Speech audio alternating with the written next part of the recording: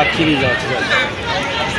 Ujue football mnapokuwa kwenye situation kama hiyo unapaswa kudili sana na akili wakati mwingine kuliko mambo mengine. So akili zikitangulia kudili nazo inakuwa jambo zuri, kwa sababu kwenye situation kama hii hapa ukipoteza mwelekeo kwenye swala la kufikiri maana yake inakuwa ni ngumu. Lakini pia kimbinu, kile tulicho plan leo kwenye mechi ya leo ilikuwa kwamba at least tuanze kuweka pressure tuweze kupata magoli tu kwenye uongozi. So tumefanya hicho, tumefanikiwa.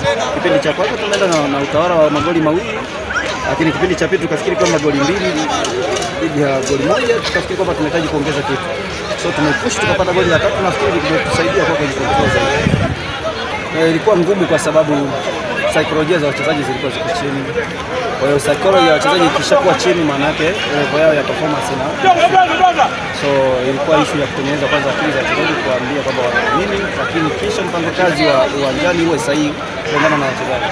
So tumefanikiwa kutengeneza akili zao zikarejea, lakini kitu kingine cha pili ilikuwa ni kupata ubora kwao, kwa sababu unaona sehemu kubwa wachezaji ambao wamekuja kufanya vizuri ni wale waliokuwa raundi ya kwanza. So ilikuwa ni issue kutengeneza na kupata ubora kutoka kwao, halafu akupe kitu.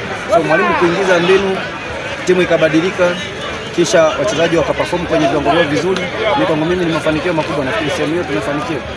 Za coach kwa wale walionipa nafasi chini ya kamishna jenerali na mwenyekiti wa Kimandije pamoja na uongozi wote wa magereza, kamati ya kuratibu shughuli za timu ya Tanzania Prison pamoja na technical staff yangu plus wachezaji, hao ndio wameniheshimisha kwa sababu football ni collective. Kwa hiyo kama wamefanya kazi yao na mimi kazi yangu, maana yake tumepea kitu ambacho wote tumeenda sawa.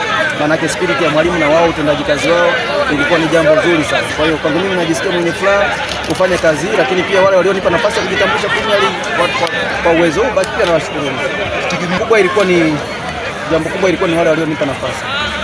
Kwa hiyo wale walionipa nafasi mimi nawashukuruni sana. Swala la msimu kesho kama nitakuwa wapi au nitaachwa, mimi hilo sana sio kubwa. Kubwa ni kuwashukuru management ya magereza, uongozi wote wa juu pamoja na technical staff kwa kunipa nafasi, na kile nilichokionyesha sasa ni jukumu, kwa sababu wameniweka kwenye market. Kwa hiyo sio lazima kwamba nianze kulilia kwamba Tanzania Prison wanapaswa wanisaini mimi, no. Market ipo, kwa hiyo naweza kwenda kufundisha daraja la kwanza ama la pili, vyovyote vile itakavyokuwa. Kama kutakuwa na nafasi, nitashukuru.